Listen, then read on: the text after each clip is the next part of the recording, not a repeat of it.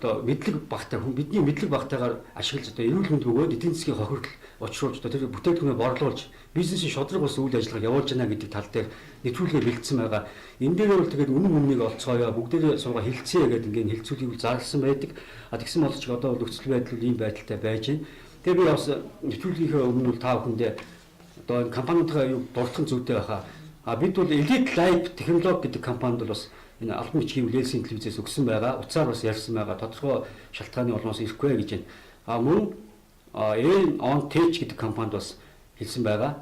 Big Brand гэдэг компанид албан бичгээ өргүүлсэн, мөн утсаар холбогдсон байгаа. Ингээ Aquatic HKK гэдэг компани байна.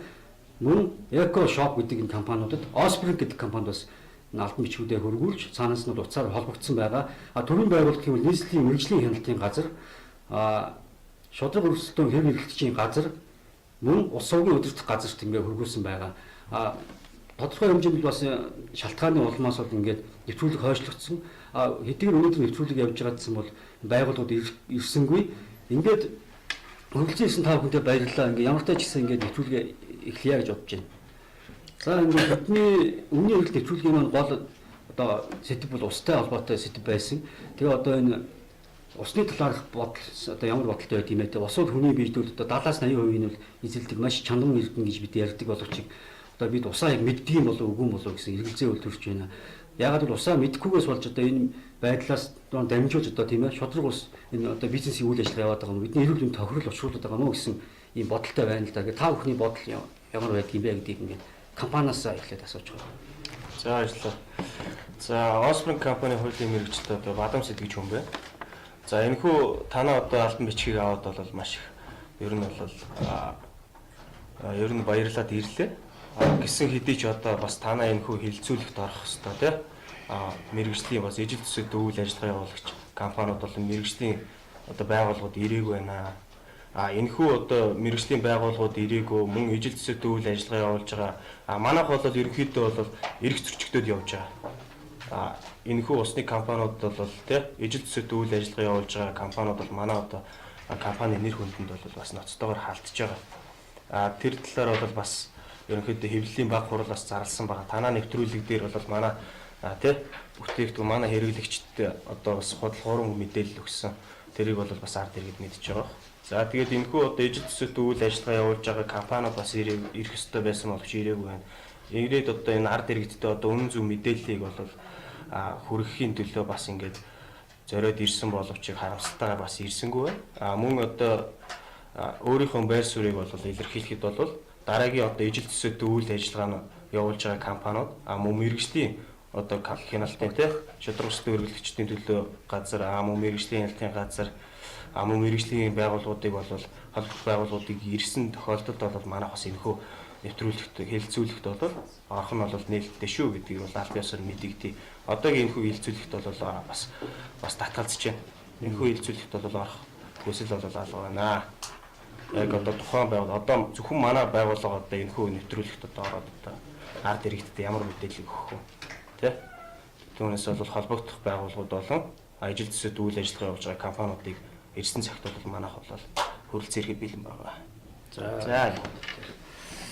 За үзэгчтэй тэгэхээр бас хүлц төчөө ингээд тухайн байгууллагууд одоо компани Osprey компани тийм ээ. Тий. Бас одоо байр суурь илэрхийлж байгаа юм байна. Одоо ингээд ерөнхийдөө бол ирээдүйд байгаа зарим компани шалтгаан нь байна л да.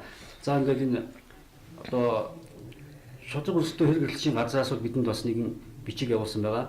Энэ тухайн байгууллага бол өөрөө бол өнгөрсөн жил бол бас энэ тал дээр ажил одоо асуудал гарсан байгууллагууд бол одоо хяналт шалгалтаа хийгээд хуулийн арга хэмжээ авсан юм байна. Энд дээр цогц дуртахад бол Жэм хожирт ХКК гэдэг одоо хожирт усыг одоо нөгөө нэг компаниуд маань нөгөө нэг аргаар одоо хожирт усыг ийм муу эрдэс баялаг одоо хүний биедүүл одоо хортой шүү гэдэг ч юм уу иймэрхүү нөгөө айлгын сүрдүүлэх аргаараа бол өөрийнхөө компани бүтээгдэхүүнийг борлуулсан гэдэг ийм утга санаатай энэ дүрийн бичиг байна л да. Энд ингээд дуртахад Stima Labs Цолгон ус ХКК гэдэг хоёр компани бол өнгөрсөн жилд ингээд ийм үйл ажиллагаа явуулаад энээсээ болж одоо 10-аас 15 сая төгрөгөөр торгуулж ирсэн юм байна гэсэн ийм бас бидэнд мэдээлэл өгсөн байгаа. Тэгээ бидэнтэй холбоотойгоор энэ бас зарим нэгэн байгууллагууд шодрог өсөлтөөний газарт бол өргөдөл өгсөн байгаа юм байна. Энэ өргөдөл хондлыг бол хэлэлцүүлэх хугацаа нь 60 хоног байт юм байна. Энэ хугацаа дуусаагүй тохиолдолд хэвлэл мэдээллийн байгууллагад хандах одоо энэ боломжгүй байт юм, хэцүү орчин бүрдээгүй байт юм гэсэн тайлбарыг өгсөн байгаа.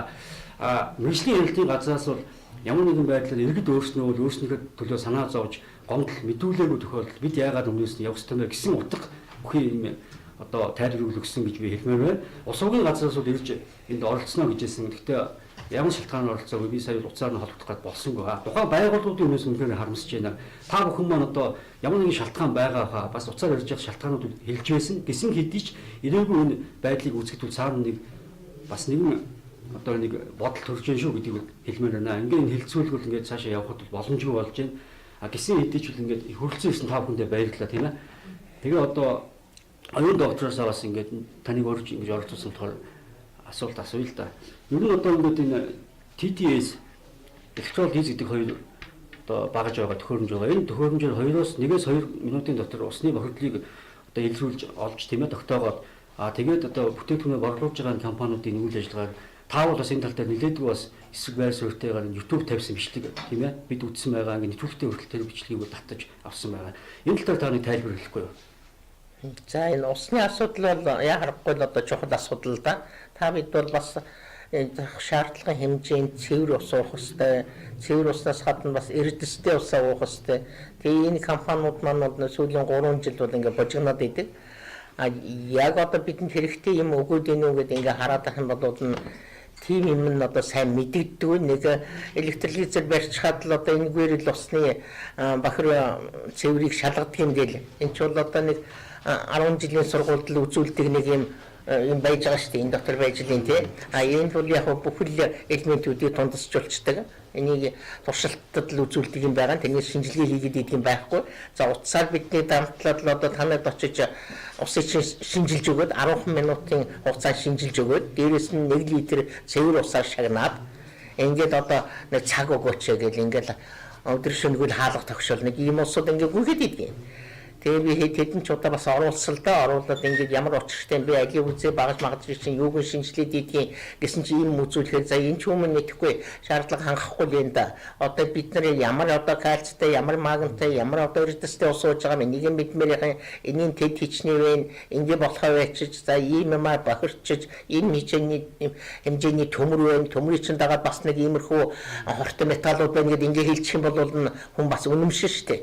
Тэгээ би хэдэн удаагүй таамаг ямар мэргэжлийн улсууд юм бэ? Яагаад энэ битүү хатуу хачин юм ингээ ард түмэндээ хэлж явдаг энэ чинь огт мэддэггүй хүн байгаа баха бас нэг жоохон мэддэг ч хүн байна л да. Би бол нэг жоохон мэддэг юм. Тэгээ одоо мэргэжил зэрэглэлийн асуухаргүй тийм биш компанид зарагдаж байгаа юм да гэж минь мэдчих чинь байхгүй. Тэгээд ингэж ижил хэдэн цаас олдг юм гэдэг. Би 3 хүнтэй ингэж яриллаа. Сүүлд нь 4-р дуудаад харин би ажил дээр манайх лаборатори байгаа л да. Тэнд дуудаад энэ лаборатори хэрүүлээд эдэнд одоо ямар шинжилгээ гэж юу гэдгийг хэлээд өгье гэж бодоод тэгээд би лабораторид оруулаад усны шинжилгээ гэдэг шүүмний энэ электролиз дүрмэдэл ингээд цахилгаанаар тундасчуулаад ийм нэг цэвэр бохир байна гэж хэлдэггүй юм шүү дээ. Энд чи юу яаж байгааг энэ одоо ингэж хэлдэг юм. Бид нар энэ таануудын энэтэй адилхан ийм шүүт хийчихэд байгаа. Өөрийнхөө байгалийнхаа шавар зүйлүүдийг ашиглаад ийм бэлтжихэд байгаа. Манайх бол маш сайн байж байгаа. Тэгээд хэдэн удаа төсөл бичсэн. За энэ маань тэгээ хүлээж авах юм байдгүй юм бэ. Шинжлэх ухааны технологийн сандуулууд бид нар дэвшүүлж лээсэн за усуудч гэсэн одоо ингээ өөрсдөө бариадгүй гэж явалтай биш тий. Уг нь бол их орныхоо түүхий дээр хийчээ дараа нь сольж байсан чиг амар юм да. Тэгээд ингэж бас болохгүй хаа хөлтүүд энийг танууд уул үндэстэй хийхгүй бол болохгүй гэсэн чи өө тийм байхгүй гэж энэ чинь 5 жилийн хугацаатай Америкийн хийсэн багаж. Энэ бол өстой сайн. Энийг одоо авах хэрэгтэй шүү дээ таанууд гин. Чи тэгж болохгүй юм. Чи нэгдүгээр өөрөө мэдээд сайн одоо миний сайн хэлсэн юмнуудыг хийх хэрэгтэй. Тэгээд ингээд би тэгж хэлчихэж явуулсан юм аа. Тэгсэн чинь сүүлд нь удаачгүй манай нэг багш үтсэн чинь нэг ийм сэтгүүл дээр ингээд миний зургийг тавьчихсан өөрийн сэтгүүл юм байна л да. Тэгсэн энэ оюун гэдэг хүнийг одоо сурвалжилж байна. Энэ чинь 2 жилийн өмнө болж шүү дээ одоо. За тэгээд шинжлэх ухааны академи дээр очиод энэ танад ажиллаж исэн хүн юм байна. Улаанбаатарын сургуульд ажиллаж байгаа гэдэг Улаанбаатарын сургуульд ажиллаад байцсан. Улаанбаатарын сургууль гэдэг нь байхгүй болсон юм байна.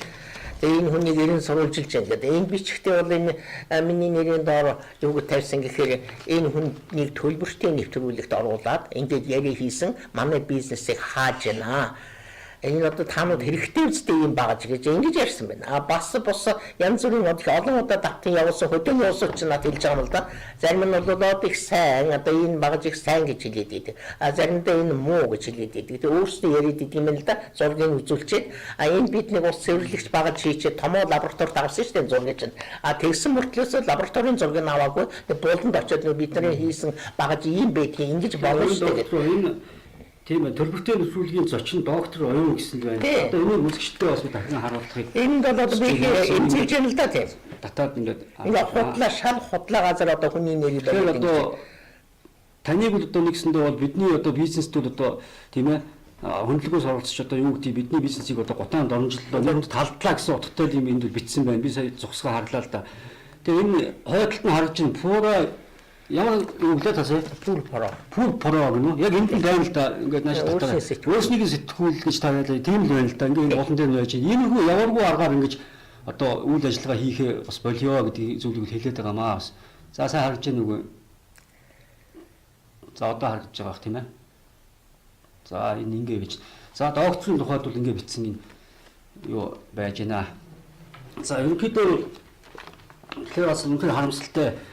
Одоо та бол одоо химийн шинжилгээ ухааны доктор профессор гэж байгаа тийм ээ. Тэгэхээр энэ чиглэлийн доктор байгаа шүү дээ.